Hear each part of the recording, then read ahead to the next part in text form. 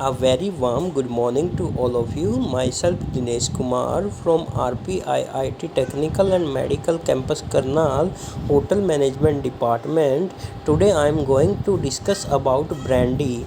Brandy is the spirit resulting from distillations of fermented fruit based liquid, typically grapes wine. Brandy is generally containing 35% to 60% alcohol by volume and is typically taken an after dinner drink. Brandy can also be made from fermented fruit and other than grapes and from pomace. Brandy is from brand wine derived from Dutch brandyjeven, also called as burnt wine. The name is adopted as most brandies are made by applying heat originally from open flames to wine.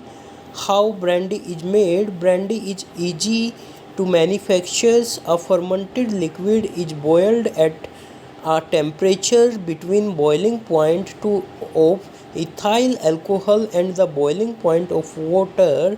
Because alcohol has a lower boiling point, 78 degrees Celsius, than water have 100 degrees Celsius, and it can be boiled off while the water is a portions of the wine remains in a still. The resulting vapors are collected and cooled. The cooled vapors containing the most of the alcohol from the original liquid along with some of its water that drive out more of the water, always saving the alcohol. The distillation process can be repeated several times depending on the alcoholic content desired, and this process is used to produce both fine and mass produced brandy. Through the final product are deterministically different. Heating a liquid to separate components with different boiling point is called as heat distillations.